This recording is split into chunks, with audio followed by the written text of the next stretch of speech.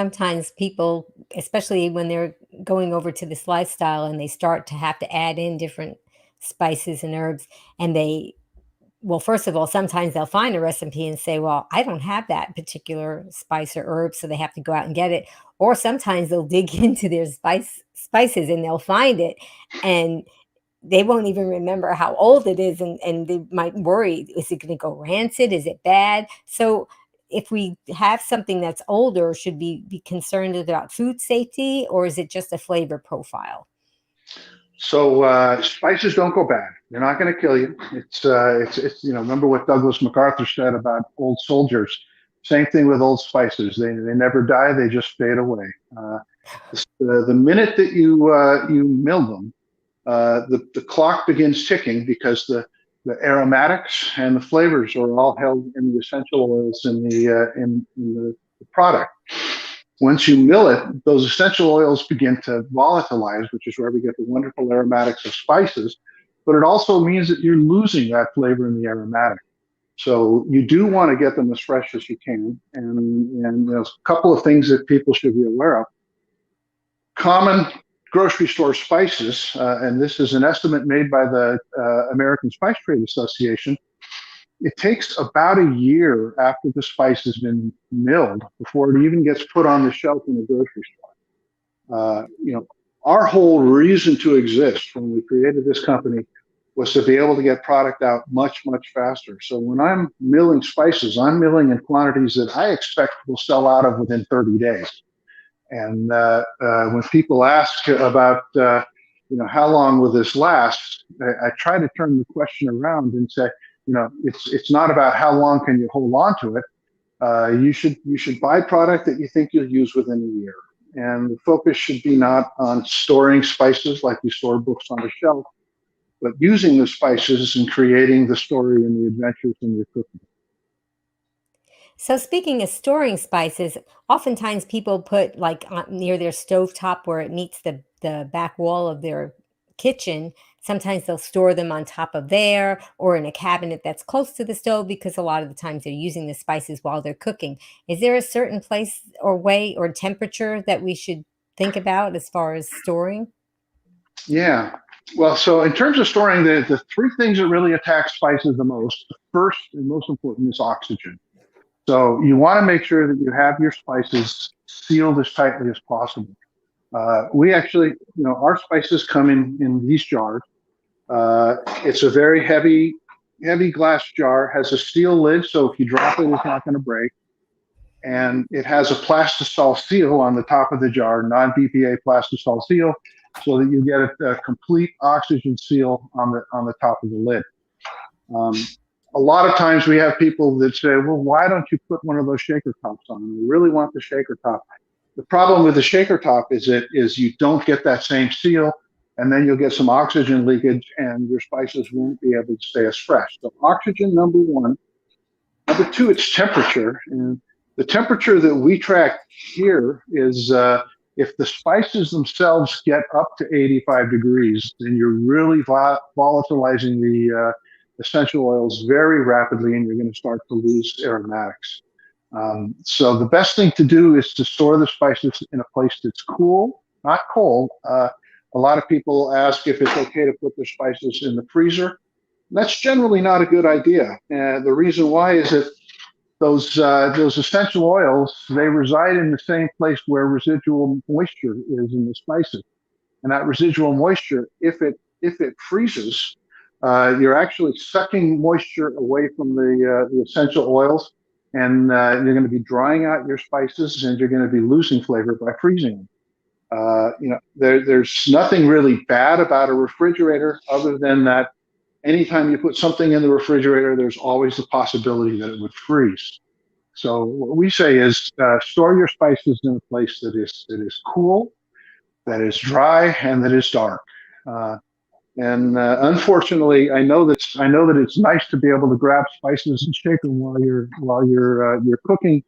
But the best thing is to because if you think about it, you got hot water over your stove and you're shaking your spices. You're getting steam in your spices, and that steam also is going to damage your spices. And if in the off chance there's any kind of a pathogen that exists in those spices, salmonella, E. coli, or whatever, it could exist in microscopic quantities that would never cause you any harm. But if they get moist and they get warm, then it can grow and it gets a lot worse. So you don't want your spices to get moist. You want to keep them dry. You don't want to get them hot. So sprinkling over a stove is not generally a good idea with a jar. That is good to know because I think a lot of times people may be preparing food and they follow the recipe and they say, oh, it still doesn't have much flavor. And it may be because their spices faded away or maybe they weren't stored properly. So those are really good tips.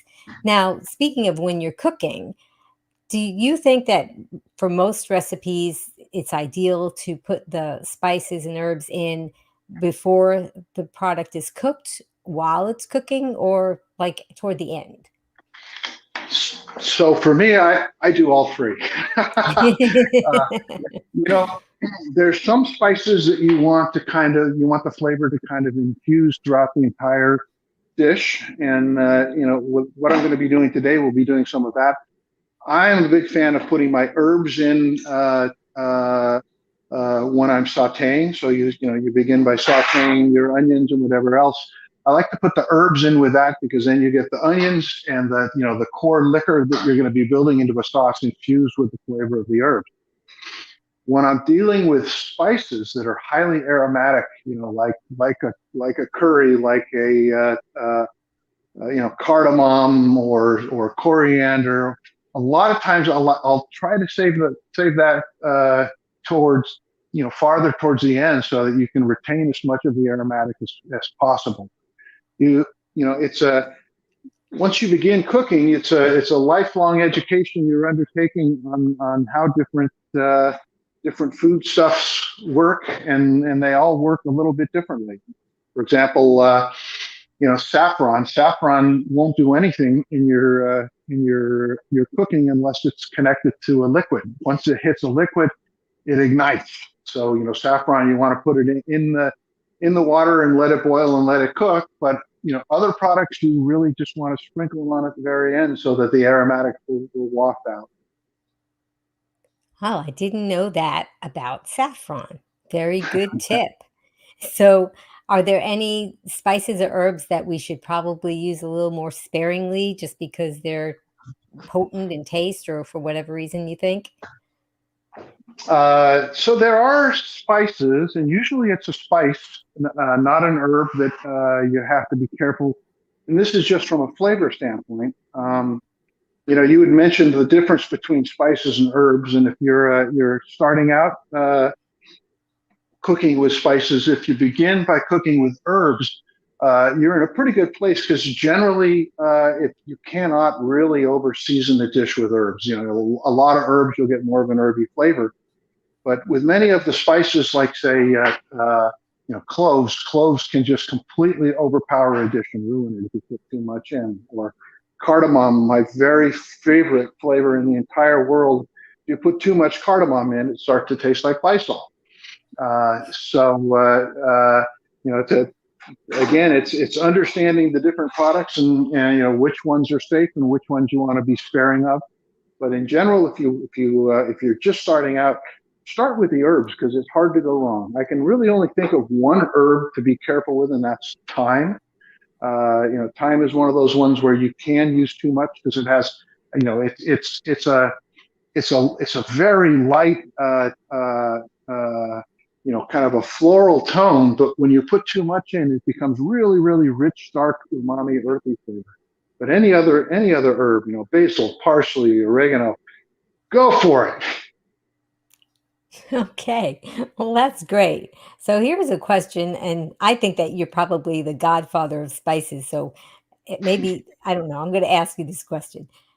When I was a kid, especially if my parents or other families would make like tomato sauce and they would pop in that basil, bay leaf, the bay leaf, yeah. Mm-hmm. And then it was always like, "Oh, don't eat the bay leaf. Make sure if it gets in your food or something, pick it out. Be careful. Don't eat the bay leaf." And I never understood why. Is it So something to be terrified about? Nothing. There is nothing to worry about. In fact, we actually sell bay leaf that's been milled to a powder, and I'll frequently use that. Use very, very small quantities. Bay leaf is not in any way poisonous. You know, you put a whole bay leaf in anything that you're cooking. You want to take it out just because it might be unpleasant to get a whole leaf in your mouth, but there's nothing you have to worry about with the bay leaf in your cooking. Okay. Maybe that was just in my family gatherings. I don't know Oh, when I in was a my kid. family too, we said the Yeah. same thing. Yeah, yeah. That's great. Okay. So now people sometimes use finishing spices. So what kind of things, what is a finishing spice and what types of spices would you use? And maybe talk a little bit about that. So, finishing is something that you're putting on at the very tail end of the cooking process, sometimes even after the cooking process, something that's part of your plating. So, finishing spices, color and, just the look on the plate is important. But generally, finishing spices tend to be highly aromatic. And the reason why is, if you put something like cardamom in your food and you put it in very early, you're going to get the cardamom flavor rich and in the back of the mouth, but you're going to lose that front of the mouth, immediate sweet sensation. If you don't put just a little bit in at the end as finishing to stimulate the aromatics coming off the top. The things that I think of as finishing spices, I use sumac quite a bit. In fact, I find sumac is a really, really credible salt substitute. It's a berry that's dried and ground. It's just got a lovely red color, like paprika, Not but it's got, not to be confused with poison sumac, right? This is something different. well, they are related. They're different species, but they're in the same family. But Wow. they are completely different. The sumac that we use comes from we use for cooking comes from the Middle East. And I think I thought I had some here. I think I put That it is away. awesome. I think that's something that might be new to a lot of people that especially that are trying to avoid salt, that you have this spice called sumac that Yeah. is wonderful to use to help get a salt kind of feeling. Yeah. So the thing is that the areas in the mouth where we taste salt uh, are the same areas in the mouth where we taste sour. If you track the ingredient lists that people are using in salt substitutes right now, the current trend today is towards using citric acid because it's a very, very sour flavor and it stimulates the same areas. Sumac does the same thing, but it's a completely natural ingredient, and it looks beautiful on a plate. Sprinkle it over your mashed potatoes or your hummus or your pasta, and it's beautiful. And what's also fun is people might see it assuming it's paprika and then taste it and get this wonderful citrusy flavor out of it. Oh, so it's basically the same color probably as paprika. Yeah. Wonderful. So Yeah. that would Here. be great to use it, I guess, as a finishing spice to like, because usually a lot of people will use paprika to finish Def- off a dish and make it look so pretty. But yet, at least in my memory, paprika, it doesn't really have much of a flavor to it. It just looks pretty, but not really, at least the Here. paprikas I've tried. Here's some sumac. I'll bring it right up to the camera for you. Look at how deep in red. Oh, Yeah. that's It's lovely. beautiful. Yeah. And And honestly, go ahead. go ahead. Oh, I was saying that when we're adopting this plant-based lifestyle, and even if you're not, eat the rainbow. You hear that a lot, and that's important. And we don't really get too many red kind of foods in our diets, as it's harder to find that. We find a lot of green, but the reds and the purples, we don't find those. And every color has a reason. They have different phytochemicals, phytonutrients in them. So eating the rainbow is so important, and that would be a great way to add a salty, tricky flavor to our palate and eat another color. Definitely recommend it. Oh, that is awesome. So you on your website, you have a lot of different salt-free spice blends. Is that right? That's right.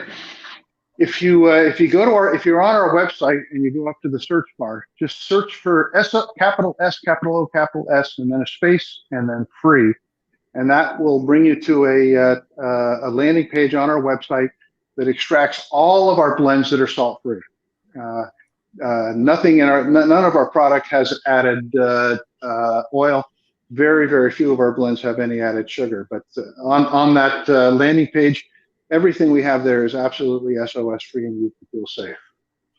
That's so wonderful because oftentimes when I'd be at the grocery store looking for spices and seeing, oh, what else is new in a spice blend? And it's just so tiresome having to look at all of the labels because they sneak in that salt or it's some weird chemical in it. And so just knowing that I can go to search someplace and know that I don't have to read the labels because everything on that list is going to be compliant to my lifestyle, that is just a relief. Well, So and there are, today, as you go can ahead. say, that there are chemicals that don't show up on the label. Also, most spices, probably 90% of the spices sold in the United States, have been sterilized either with irradiation or with ethylene oxide. Those are not reflected on the label, but it's in your food. Our product Wow. is completely free of radiation and ethylene oxide.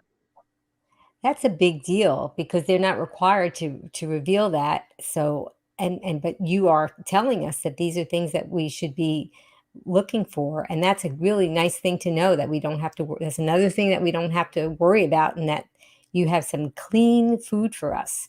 So speaking of food, my mouth is watering. I'm looking at all these colorful things that you have there. What are you going to cook for us today, Nick? I thought I would do something that is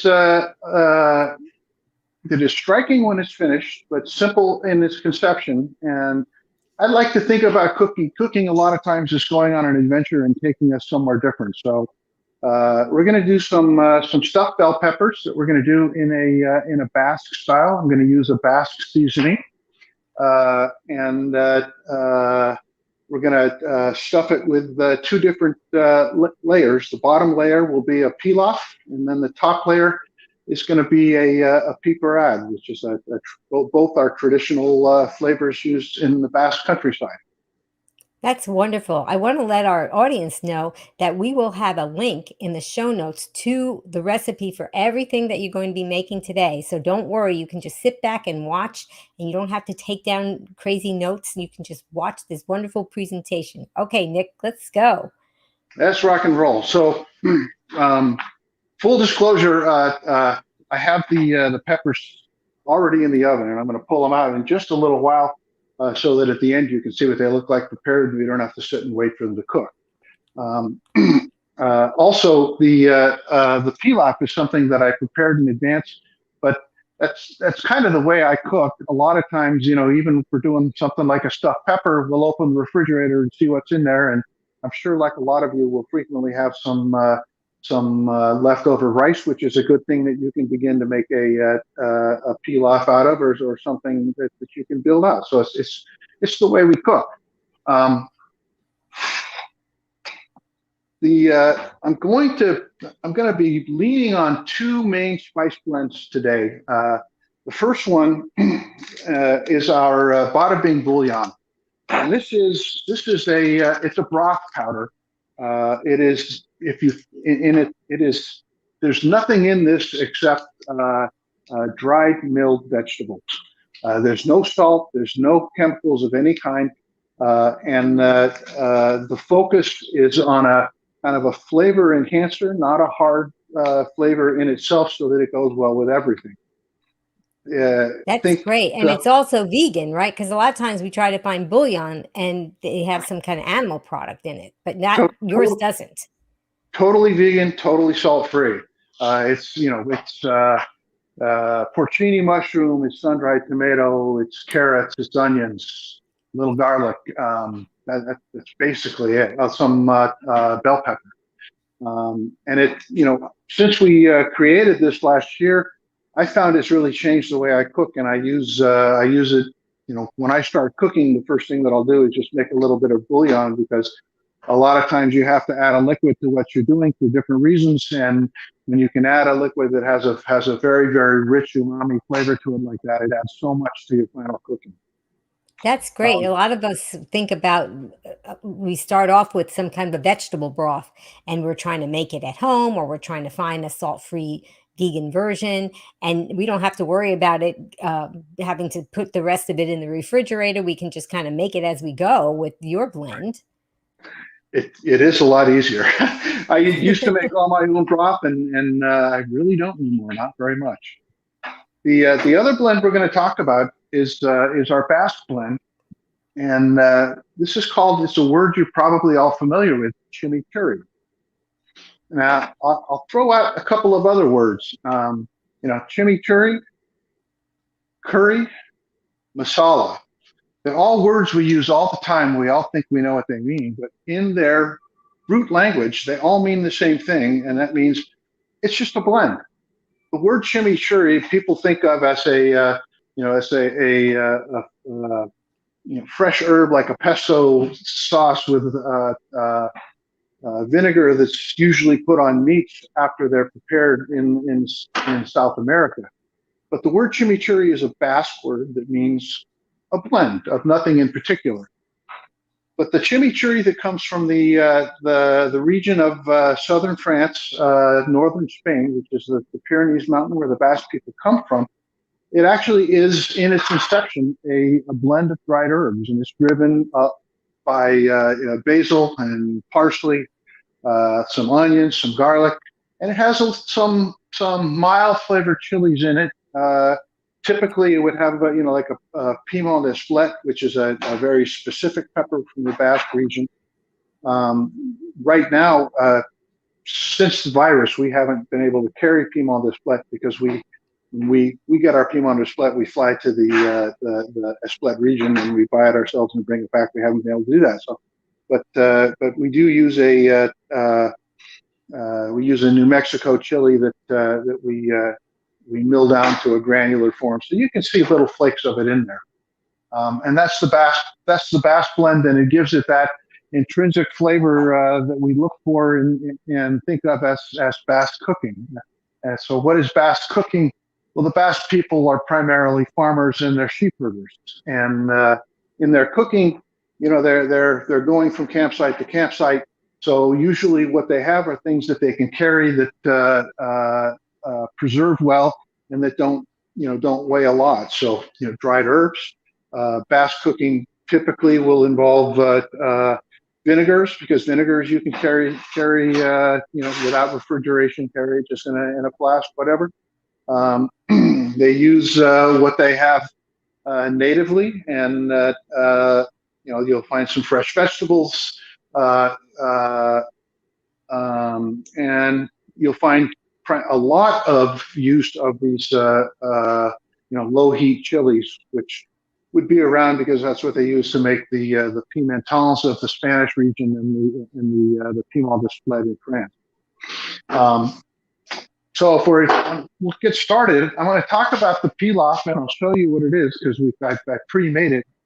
But to make a pilaf, all I do is it's a combination of brown rice and pearl barley, 2/3 brown rice, 1/3 pearl barley, and I think I used 2 1/4 cups of water.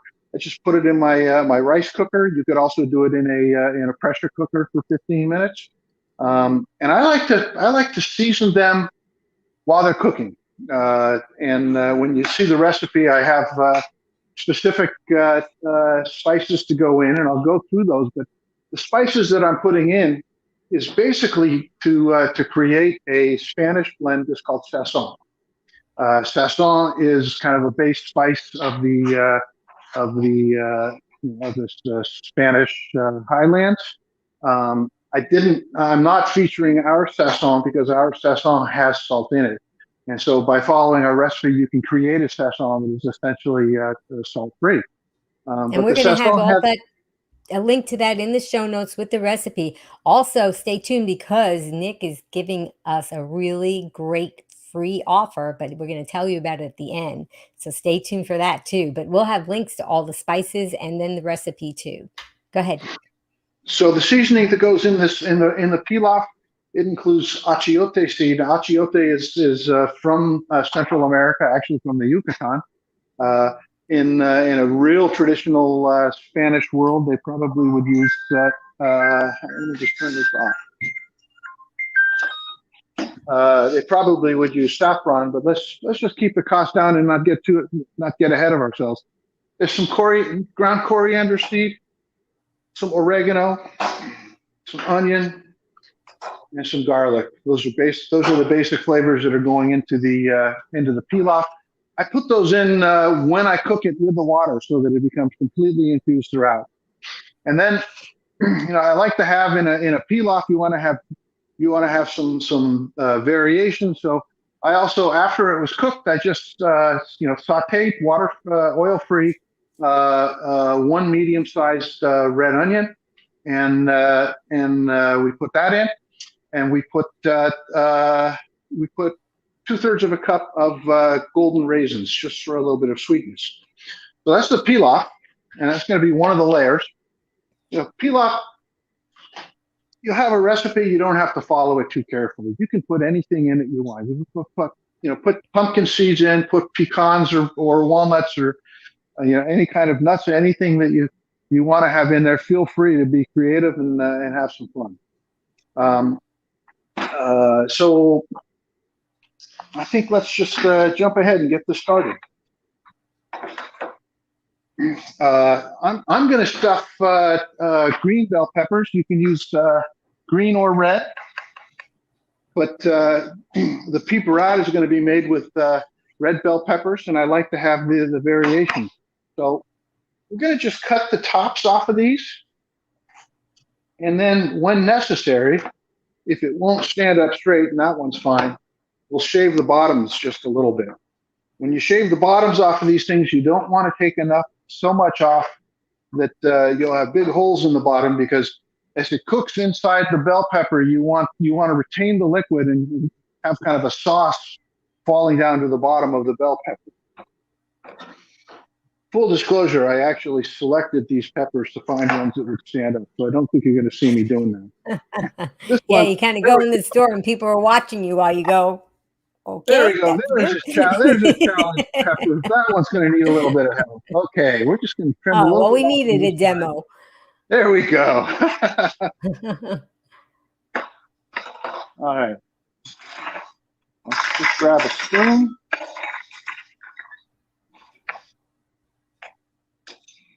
And I'm going to just clean the veins out inside more than anything, because I want to, if there's any residual heat from the seeds in there, I want to get rid of them.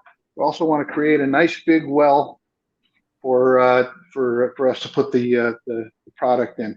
And then I'm going to retain the tops. I like to, you'll see a lot of recipes where people don't retain the tops, and they bake it with the whatever the stuffing is flowing out the top. I like the look of having a bell pepper when it's served to you look like a bell pepper.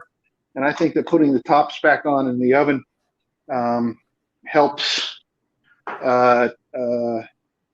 retain the moisture inside the bell pepper. Kind of like a little lid for your pot. Yeah, exactly. That's great. That's going to make a beautiful presentation. I think that this type of recipe would be fun, especially for people that haven't gone plant-based. A lot of times people that are not plant-based in the past have had stuffed peppers anyway. So this is a great transition kind of dish to introduce this to somebody, or if you're going to be a guest, that you can bring those over and people won't think that it's some kind of a weird vegan dish, because it's just a stuffed pepper and they look so pretty. Absolutely right. And actually I selected the spice blends because specifically they overcome the desire for salt. I wanted to use the Saffron with the achiote, because the achiote's got a really, really deep umami flavor that's also a little bit tangy and a little bit earthy. And you can eat achiote and feel like you're eating salt. You'll never feel like you need to salt the dish at all when you put it in. So, well, that's a really great tip, because we're all looking for something to give, especially people that are transitioning over.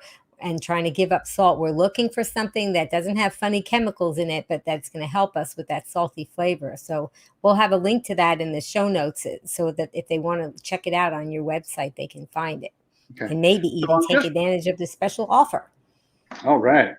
I'm just filling these about 2/3 of the way full, leaving plenty of space at the top because we're going to make the piperade and put that on top.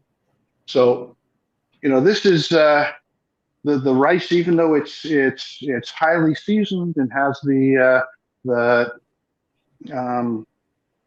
has the raisins and the onions in it. It's still kind of a neutral palate. And we're going to put the really, really tangy piperade on top so that you have the two flavors harmonizing with each other. You have the high tones and the low tones. This would be fun to make with kids in the kitchen. They could help stuff them. Absolutely. And, so you can see, this is not a difficult dish. This is, although it is something you can bring to a dinner party and feel very good about it, it is, in its heart, it's fundamentally a Thursday night dinner. When you don't have a lot of time, don't have a lot of energy, you can just stuff bell peppers with whatever you have in your refrigerator, throw them in the oven and call it good, and you can be very happy with it. Okay. They look like they make fun leftovers too, because you could, if you wanted to take some to work with you or something, you could just grab one or two and stick them in a dish and say, yep, there's my meal. So the piperade, which is a very, very traditional Basque flavor, and it's Piperade. There's a restaurant in San Francisco of the same name. It's a Basque restaurant. It is just it's a very heavy sauce, essentially just sautéed peppers, onions, tomatoes, little bit of vinegar for tanginess, and that's it. And that I've never heard anybody say it's the national dish of the Pyrenees, but it essentially is. If you're traveling in that area, any restaurant will have piperade on their menu. So I've got here. This is 2 small red onions that I just coarse chopped. And letting everybody know there is no oil in that pan, and watch how you can cook without oil. I warned you I was gonna use the bada bing, so I'm gonna get that going right now because I'm gonna need it soon. I love that name, bada bing. Did you come up with that name, Nick? It was my wife and I did it together, and it's got 2 names. It's Bada Bing Bouillon, and we're going to be releasing other bouillons under the same name. And the subtitle is Umami Umami. The first umami is OOHMOMMY. Deborah Barr said, I use his Bada Bing broth. It's delicious. And she said, I wish he sold it in larger containers. So we did, and I don't know how long ago it was you bought it when we first released it. We only had it in the large refills. We have it out in our bulk bags now, which is 1.5 cups. It's a pretty good size. It could be possible in the future we'll release it in an even larger size. So, that would be wonderful. Starting to reduce. I like to cook it just until it begins to caramelize, and I'll put the bada bing in to kind of deglaze the bottom of the pan. So I've got a kettle of water that's heating up over here. With the bada bing, the hotter the water is and the longer it gets to sit, the stronger and richer that it gets. So I like to put good and hot water. If I'm out of time, I'll just put hot water from the tap in, and to be honest, it's really fine. I feel better about it if it's been heated and I've got the time to do it right now. Right, and you don't have any oil in that pan, and the onions are doing just fine. Absolutely. So let's, before I do the tomatoes, let's do I'm going to just put 1 red bell pepper in there. Now, in a traditional piperade, they would use a thin-skinned local peppers. I didn't have time to get to the farmer's market today to get something like that, and this is what we had in our local market, which is just a red bell pepper, which works fine because it's sweet and tangy. But if you can get some fully ripened red Anaheims, or my favorite would be Jimmy Nardello's, or goat horns. These are all, very, very sweet, low to medium heat peppers. Um, Obviously, if you're going to a thinner skin pepper, instead of using just one like I'm going to be using, you probably put two or three in.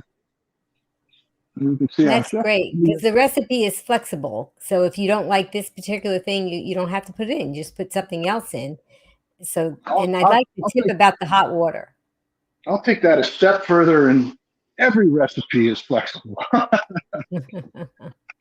Probably what I like the most about cooking is it is fundamentally a creative endeavor. So look at that. You poured hot water in there and bada bing, you've got broth. Bada bing. Look at Yeah. it. Isn't that beautiful? And it's so And as you can tell, colorful. this is at 1 tablespoon per cup, you get a very, very rich bouillon. A lot of times I'll use less of the bada bing if I want something that's a little bit softer, and you'll see the more you hear from me, you'll know that I'm a big flavor guy. I like big flavors, and sometimes if you're reading my recipes, you want to take it, forgive the pun, with a grain of salt. I do go heavy on the spices and I go heavy on the flavors, but that's where I come from. That's who I am. I like big flavors.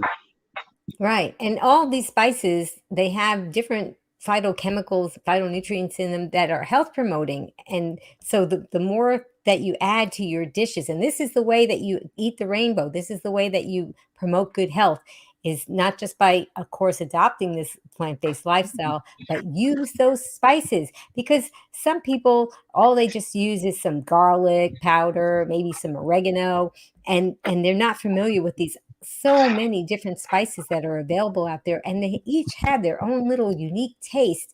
And it's so much fun, especially when you've eliminated salt from your diet and your palate has really changed and evolved. And then you start tasting the different kind, and you say, "What is that taste? Is that what is that cumin? What?" I mean, they all just have their own special taste and aroma. You can Deborah see said, I'm Oh, just Deborah cutting said I the. need to use more spices. I eat very simply. I basically use red pepper flakes, garlic powder, and onion powder the most. You're right, Deborah. Yeah, get out of there and have that little comfort zone and try something. Maybe add one spice onto your list and go lightly at first and see what it's like. What were you saying, Nick? I was going to just point out that I just sliced this very thinly. Uh-huh. What we're trying to do here is the vegetables, the onion and the bell pepper. We want to cook them until they're nice and soft. The tomato is going to formulate a bit of a sauce behind it. I'm putting the bell pepper in right now because you can see the onions are caramelizing and starting to stick a little bit to the pan. Before I put any liquid in, I thought I'd try to extract some liquids out of the bell pepper. Yeah, that's And, great. We had Chef Bravo on, and that's one of the techniques that he talked about. In the beginning, when people are trying to cook without oil, they think that they have to add a bunch of water or vegetable broth in the pan right away. And so many vegetables and things like the onions and the peppers and even mushrooms, they have a lot of water already in them. So if you don't even, as long as you don't have the heat on too high, you can put these things in the pan. They're not going to burn, and they're going to kind of cook down and more. They'll become more intense, just like anything else. If you dried it out, it would have a more intense flavor. And then, if it does stick to the pan, then you can always add a little bit, maybe a tablespoon of the liquid, and just scrape it around with your spatula. And look at that, bada bing. but I like thinking of the liquid as deglazing, because when you see that the bottom of the pan is starting to get dark, you add just a little bit of liquid, and most of that dark stuff will come right off. And Right, it's and pulling that dark glazed material, and it's putting it back into the sauce, so you're getting more flavor that way. yeah, that bada bing bouillon, I think that for if anybody was traveling, that would be like a number one thing to take with you. You wouldn't have to worry if you were going by airplane, with as far as the TSA goes, and you would have your bouillon broth with you in the dried form, and you would just be able to use it. Or if you're in a camping trip or camper or hiking, even, that's something that you could make your own food and not have too much. You wouldn't even have to take that whole package with you. You just have to take a few tablespoons. Hmm.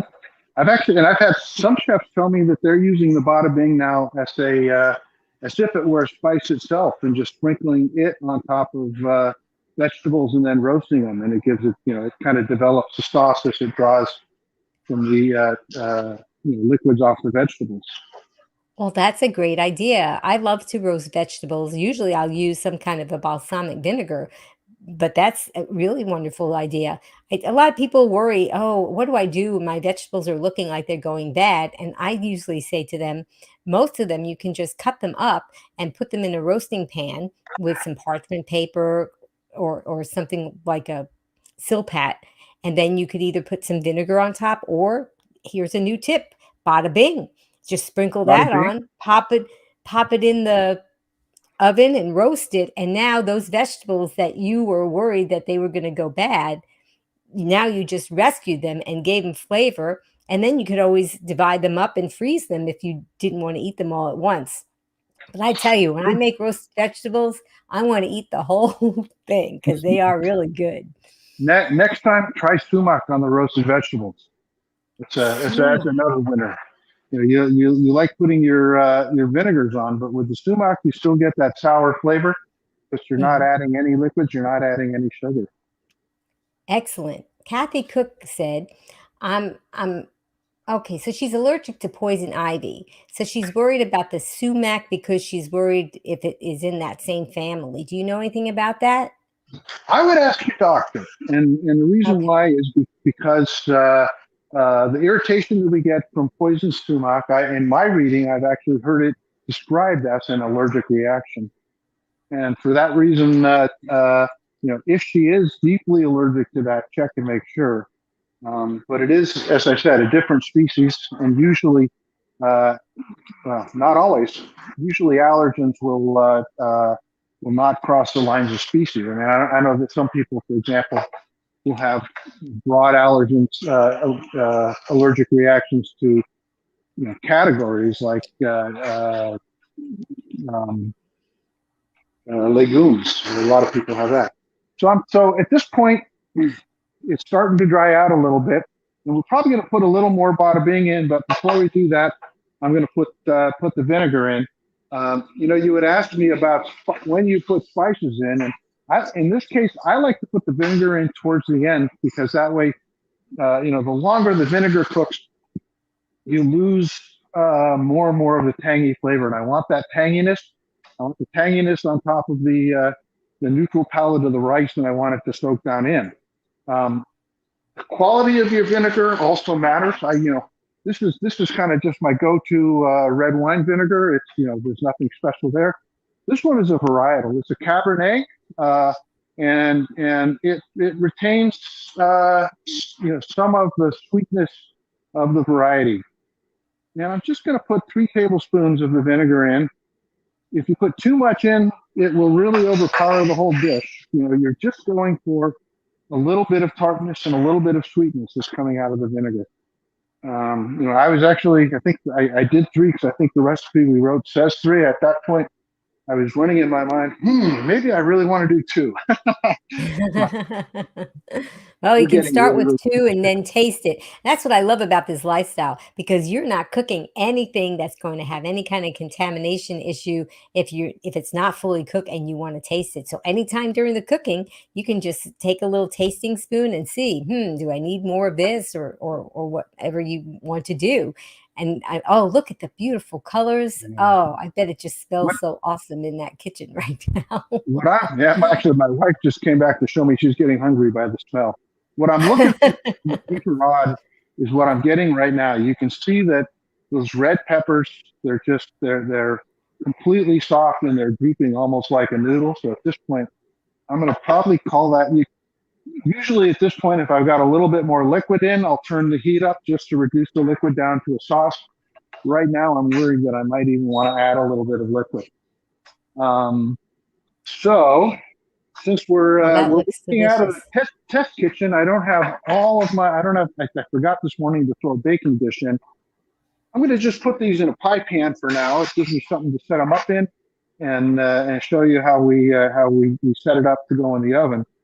Um, but so I'm going to take each one of these bell peppers, and I'm going to add the piperade into the top. Wow. I mean, they would be just delicious without that. And now you're putting a special topping on. That's like a surprise because whoever would be eating it would be eating something from the top, and then suddenly underneath there's something more. Wow. Now, piperade is not a bad thing to just batch prep and keep in your refrigerator. It's got the tanginess, kind of like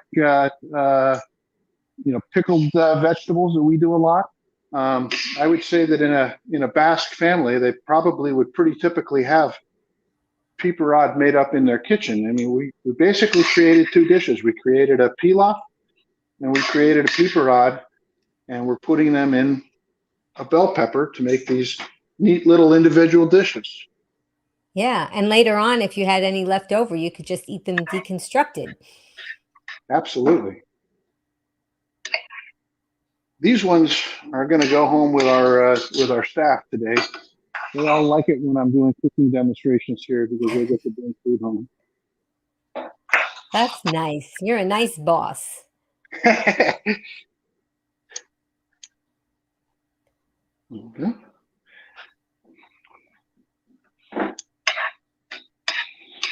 So in terms of quantity, this really makes just about the right amount to fill 4 bell peppers. I could stuff more into these, which I would do with a little more time, but you can see they're just lovely.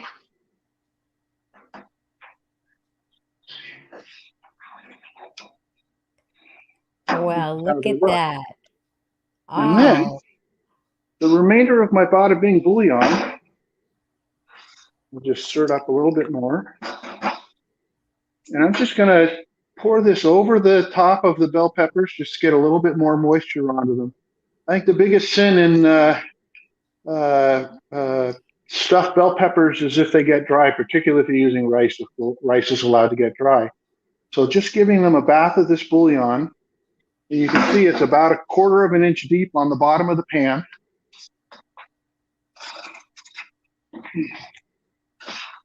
And then I just cover it with foil, and I put it in an oven at 375 degrees for 35 minutes, and it's always comes out perfect.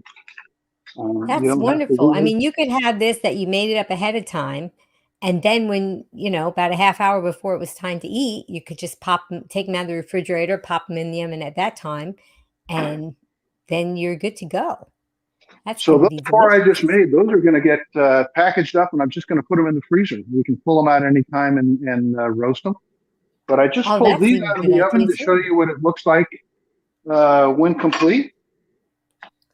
So Oh, how they cook up wonderful. So nice. you even did that in a skillet. Yeah, they're nice and tender. And then what I like to do when I serve them is I'll base up some of the bouillon that's in the bottom, and I'll just put it like a sauce back inside the peppers. And if you want, you can take the peppers out and reduce the bouillon down to a sauce itself. It's going to have all the ingredients to go in. And let's plate it.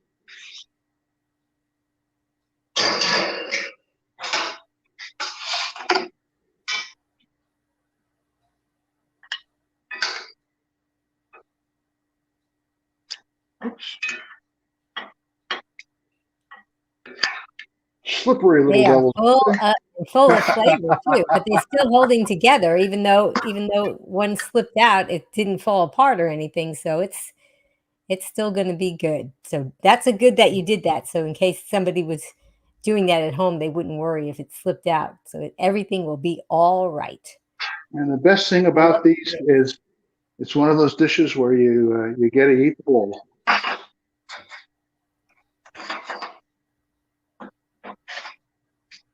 And Wow. there we Look at have that. our bass peppers. That just looks so delicious and looks, I mean, if I was sitting down to eat that, that would just be so much fun, especially with the little lids on. Because you're right, most of the people, at least that I've seen that have made the stuffed peppers, they don't use the lids, and that just makes it even more prettier in the presentation. That's just I think it's so prettier, and beautiful. I think it helps reserve some of the moisture. Yeah. Yeah, because that's the thing, you go to dig in and then you have if it's not moist, it just changes everything. Look how delicious, guys. I hope you guys are going to try this because this is see now, when you adopt this lifestyle, this is how you can eat and you're gonna have lots of flavor. You don't have to worry about salt, you don't have to worry about oil, and you don't have to worry about your health because all of this is health promoting and it's healthy and you can eat as much as you want till comfortably full.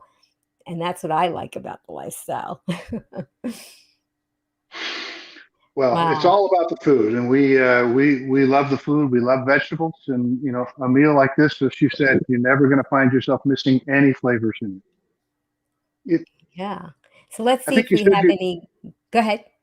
I think you said you had Chef Bravo on, and he likes Yes. to talk about loading up. When you take salt out, loading up the other cardinal flavors. So you want to have a richer umami, a richer sour, a richer bitter, and a richer sweet. And that's pretty much what we did. We're getting sour and sweet off the vinegar. We're getting umami from the vegetables and from the broth, and we're loading up the cardinal flavors that aren't salt. That's wonderful. And it's so nice to know that I mean, you're not just selling some spices and herbs. You really know your business. You've traveled and you've educated yourself. And for those of us that are doing a whole food plant-based lifestyle, especially those that are going without sugar, oil, and salt, SOS free, you are very familiar with what we want. And knowing that we can just go to your website and find these spices and herbs and the blends and not have to worry about the deleterious ingredients in them. And you have about how many in the SOS free, sugar, oil, salt free line do you have? Oh goodness, I couldn't tell you. Quite a few, and Quite a we're few.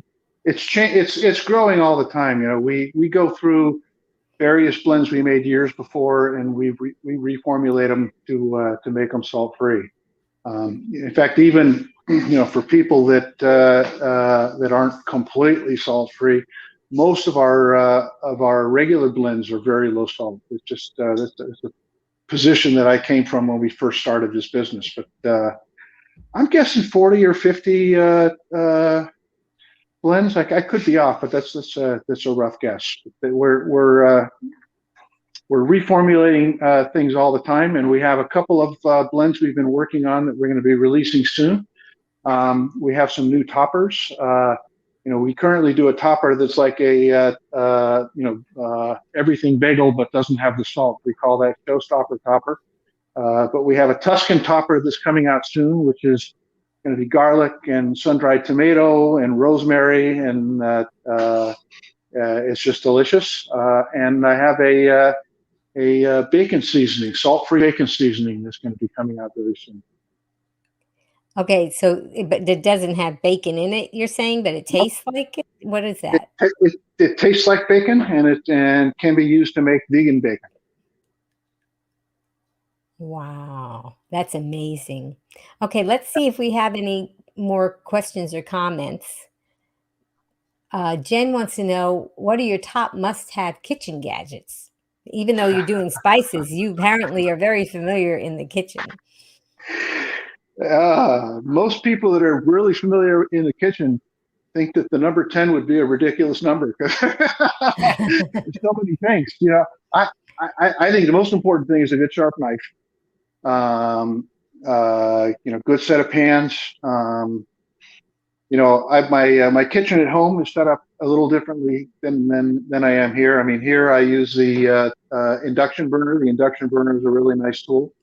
We use our air fryer a lot. We use our pressure cooker a lot. Um, I can't. It's hard to say that I can think of anything that I use that's unique or that most of you guys don't have at home.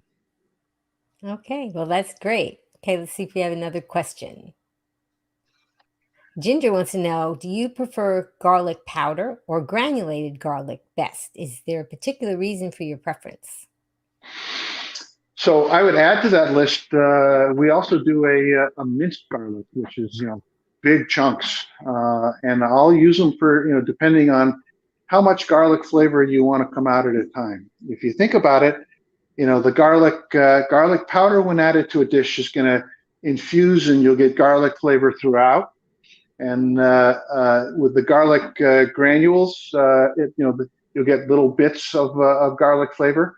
And then if you use the minced garlic, which is really wild, you'll get chunks of garlic. And so while you're eating, you'll suddenly get a burst of garlic flavor that can be quite pleasurable. Yeah, I think that Chef Bravo was talking that he liked to use the granulated garlic when he made baked potatoes because it simulated the rock salt or kosher salt kind of thing that some of the restaurants do. And he said that when you put those on your baked potatoes and after you cook them, it almost has that same kind of feel. But he also said that sometimes he likes to layer flavors. So sometimes if he's using garlic, he'll use fresh garlic, and then he'll also use the minced and the granulated or the powder just to have different levels of flavor profiles, I guess is how Yeah. he talked about it. Granulated garlic generally is between 30 to 60 mesh, so it's pretty fine. The minced garlic is something more like an 8 mesh. It's much more coarse. So if you're trying to emulate rock salt in a potato, I would say definitely try the minced garlic. Like I That's a said, good tip. little bursts of flavor coming up each time in a bite. Well, I want to thank you so much for letting us come into your local spicery kitchen and showing us that you can eat whole food plant based, SOS free, no sugar, oil, or salt added, and you can have delicious food that's also healthy, and you can eat all you want until you're comfortably full, and it can look normal so that you can share it with your non plant based friends. And you have such an enormous knowledge of about spices and herbs, and I'm so glad that you shared those tips with us, and we are going to have links to your website. I wanted to tell everybody that Nick, not only is he generous with his time, but he also is having a special offer for us. Why don't you tell tell our audience what the Be Green with Amy audience can look forward So to?